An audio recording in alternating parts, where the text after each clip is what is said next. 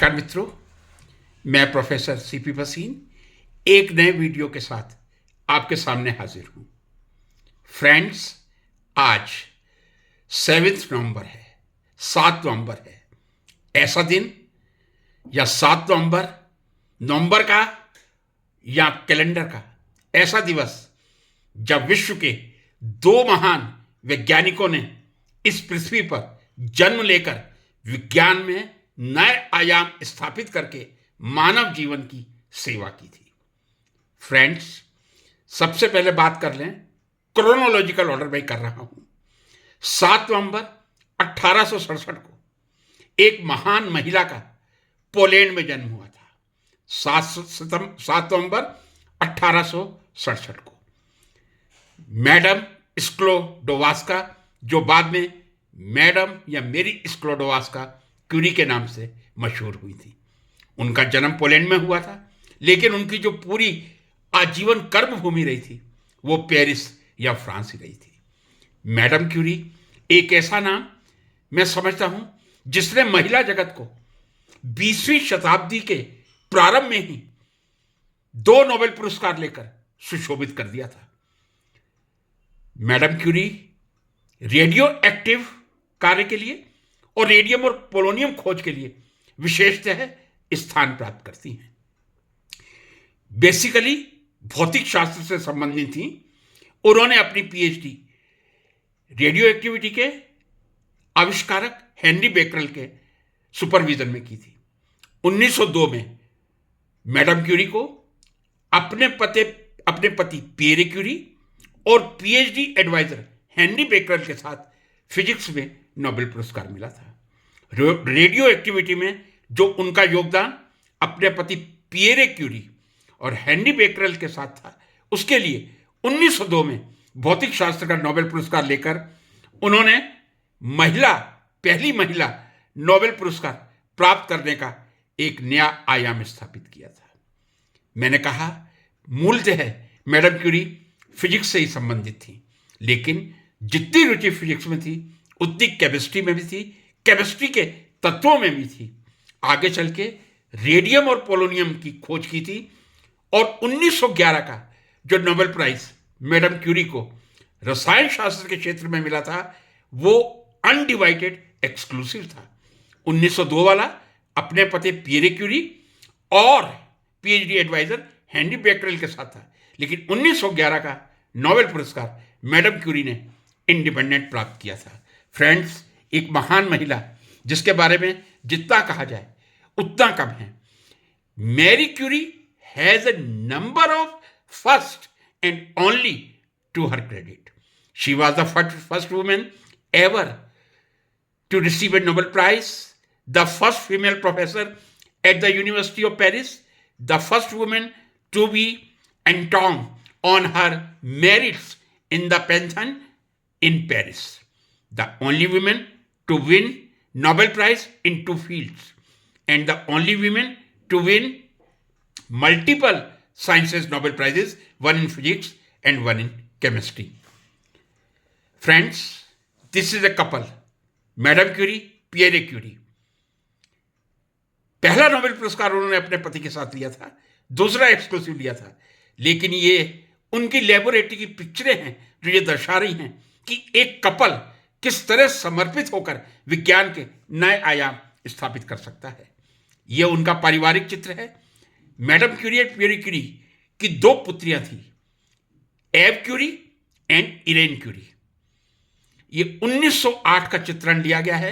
1902 में भौतिक शास्त्र का पुरस्कार लिया था, 1911 में रसायन शास्त्र का लिया था। कितनी छोटी बच्चियां हैं इरेन क्यूरी और एव क्यूरी उनकी गोदी में। यानी मदरहुड और केमिस्ट्री दोनों साथ किस तरह नर्चर किए जा सकते हैं, मैडम क्यूरी से बढ़िया कोई उदाहरण नहीं हो सकता।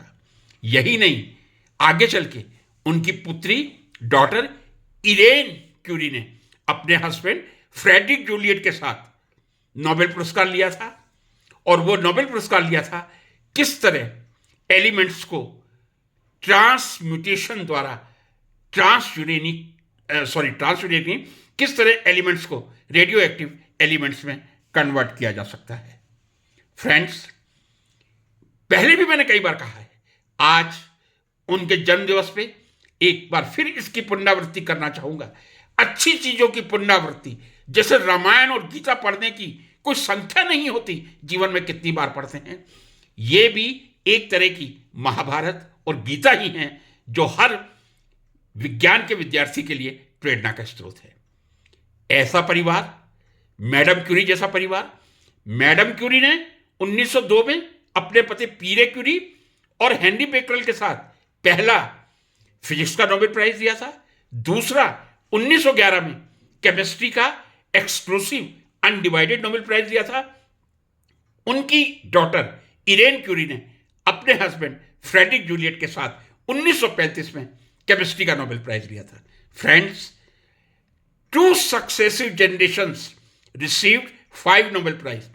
One in 1902, Madame Curie, husband Pierre Curie, 2 in 1902.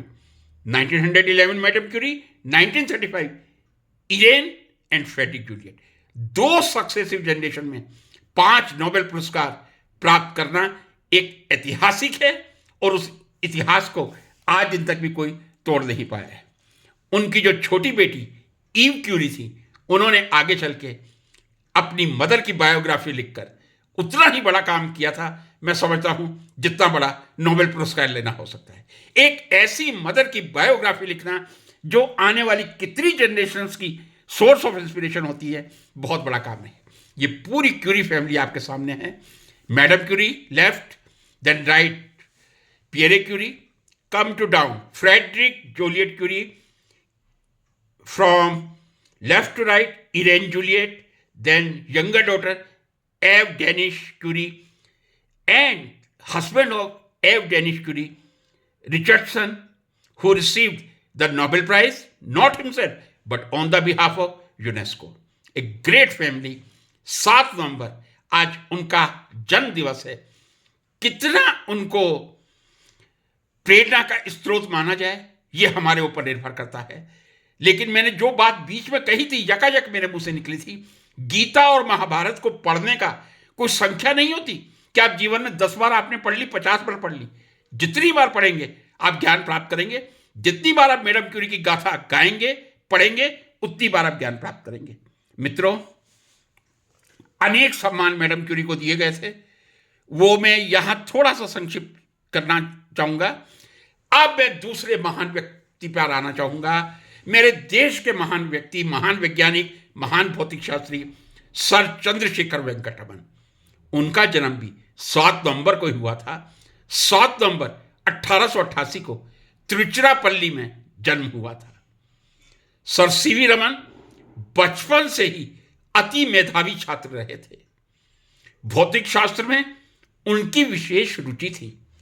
उन्होंने अपनी स्कूली एजुकेशन तिरुचिरापल्ली से ही प्राप्त की थी। उसके बाद 1902 में जो मद्रास का प्रेसिडेंसी कॉलेज ज्वाइन किया था, वहां उनके पिता फिजिक्स के और मैथमेटिक्स के लेक्चरर थे। एक मैं बात कह दूं, शिक्षा, ज्ञान उनको विरासत में मिला था, तो यह बात गलत नहीं होगी। पिता से भौतिक शास्त्र और गणित दोनों की शिक्षा प्राप्त की थी। औपचारिक रूप से प्रेसिडेंसी कॉलेज में स्टूडेंट रहते हुए तो प्राप्त की होगी। सर सीवी रमन रुचि साइंस में थी, लेकिन परिस्थितियोंवश उन्हें इंडियन अकाउंट सर्विसेज ज्वाइन करना पड़ा था और उनका पोस्टिंग कैलकाटा में था। लेकिन मैं कई बार कहता हूं, रिसर्च पीएचडी डिग्री का नाम नहीं है। नाम के आगे डॉक्टर ऑफ फिलॉसफी प्राप्त करके लगाना रिसर्च नहीं है। रिसर्च व्यक्ति के एटीट्यूड में होता है, जो वो हर चीज में रिसर्च ढूंढने की कोशिश करता है। इसको कहते हैं a researcher by birth. Sir CV Raman sir, a great physicist, he was also a researcher by birth. When he was in Indian account service, he was traveling England by ship. Then he observed some light that comes, that is reflected, but some of the part of the life, not entire life, that has different wavelength. यहां से उन्होंने observation की शुरू की थी। बाद में सौभाग्यवश शायद यूनिवर्सिटी कैलकाटा में जब उन्हें सर्व करने का मौका मिला था, तब अपने प्रयोगों से पूरी तरह से यह प्रमाणित कर दिया था कि जब कोई प्रकाश किसी भी रासायनिक यौगिक की पारदर्शी सॉल्यूशन पर पड़ती है, तब जो प्रकाश का भाग परावर्तित होता है, उसमें से सारा नहीं, कुछ भाग ऐसा होता है जिसकी वेवलेंथ और एनर्जी चेंज हो जाती है। इसी को ही उन्होंने रमन इफेक्ट का नाम दिया था, और इस रमन इफेक्ट की खोज उन्होंने अपने ब्रिलियंट स्टूडेंट के.एस. कृष्णन के साथ 1928 में की थी। 1930 में भौतिक शास्त्र का नोबेल पुरस्कार उन्हें रमन प्रभाव के खोज के लिए ही मिला था। 1930 का नोबेल प्राइज लेने वाले वो भारत में द्वितीय नोबेल लॉरेट थे, चूंकि 1913 में सर नहीं कहूंगा, माफी चाहूंगा, आदरणीय रविंद्रनाथ टैगोर जी को लिटरेचर के क्षेत्र में 1913 में गीतांजलि के लिए नोबेल पुरस्कार मिला था 1930 में। लेकिन ये विज्ञान का नोबेल पुरस्कार लेने वाले भारत में नहीं, समूचे एशिया में वो पहले वैज्ञानिक थे। 1928 में रमन इफेक्ट की खोज की थी, 1930 में नोबेल प्राइज मिल गया था। एक ऐसे भारतीय जिन्होंने पूरा कार्य भारत में रहकर ही संपन्न किया था, या मैं सही टर्मिनोलॉजी यूज करूं, totally indigenous physicist scientist who did work entirely in the country India and he received the Nobel Prize. Nobel Prize और लोगों को भी मिले हैं, हरगोविंद खुराना साहब का भी मैं नाम लेना चाहूंगा, और सीवी रमन सर के नेफ्यू का भी नाम लेना चाहूंगा, सुब्रमण्यम चंद्रशेखर। लेकिन उन्होंने जो कार्य किए थे विदेश की धरती पे किए थे, जहां अपार सुविधाएं उपलब्ध थी। लेकिन 1920 से 30 के बीच में सीमित साधनों के बीच में जो सर सीवी रमन ने रमन प्रभाव की खोज करके 1930 में नोबेल पुरस्कार लेके एक आयाम स्थापित किया था, वो हमारी पीढ़ी को और आने वाली पीढ़ी को प्रेरित करता है किस तरह अपने देश में रहकर भी शोध कार्य करके, अच्छा शोध कार्य करके नोबेल पुरस्कार लेना। किन शब्दों में अच्छा कहूं वो शब्द मेरे पास नहीं है, लेकिन उन्होंने प्रमाणित कर दिया था एक भारतीय भारत में रहकर इस प्रकार का शोध कार्य कर सकता है जो उसे नोबेल पुरस्कार की ऊंचाइयों तक ले जा सकता है। नोबेल पुरस्कार प्राप्त करना एक बहुत बड़ी उनकी उपलब्धि थी। लेकिन मित्रों, में एक बात कह दूं, लगभग 1633 के आसपास fellow of the royal society ने FRS प्रदान करने की एक शुरुआत की थी।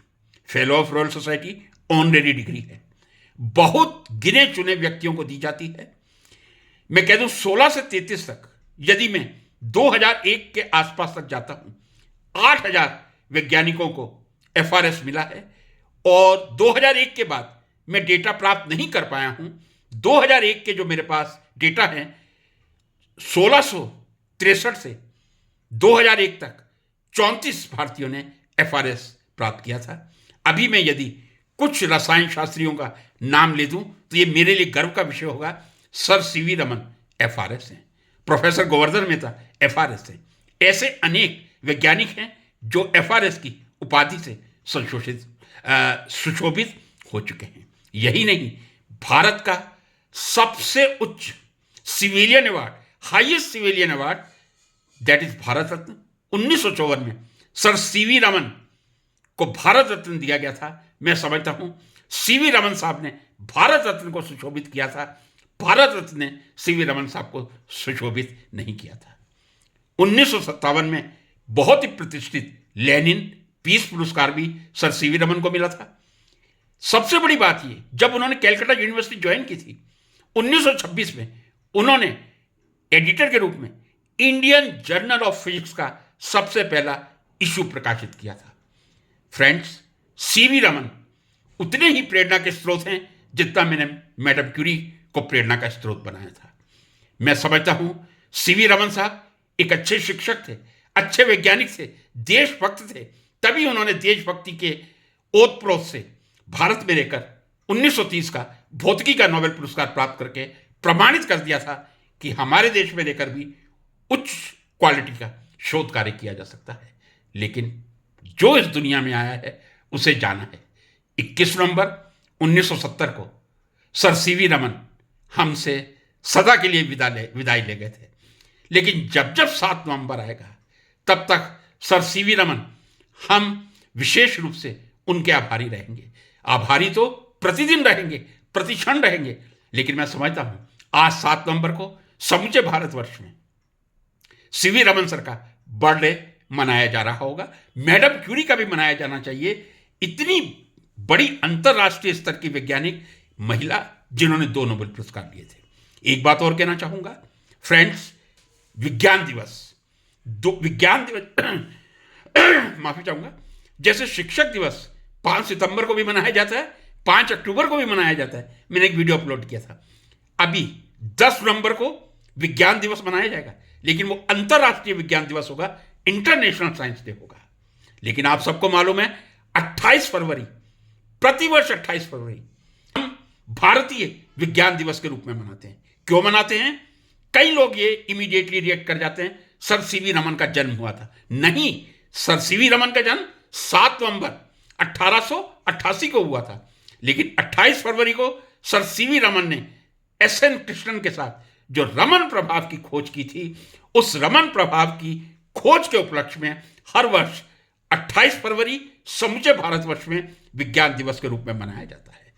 मित्रों, इस वीडियो में मैं विद्यार्थियों से, विशेष रूप से विद्यार्थियों से, शिक्षकों से यही निवेदन करना चाहूंगा, 7 नवंबर दोनों वैज्ञानिकों को, जो ऐसे वैज्ञानिक हुए हैं जिन्होंने मानवता की सेवा में कोई कसर नहीं छोड़ी है, मैडम क्यूरी या मेरी स्क्लोडोवास्का क्यूरी कहूं, और दूसरे सर सीवी रमन, दोनों का जन्म दिवस मनाकर दोनों को श्रद्धांजलि देना देश के हर वैज्ञानिक, देश के हर शिक्षक, देश के हर संस्थान और देश के हर विद्यार्थी का कर्तव्य बनता है। मैं रसायन शास्त्र का एक छोटा सा विद्यार्थी हूं। यही सोचकर मैंने श्रद्धांजलि देने का प्रयास किया है। नमस्कार।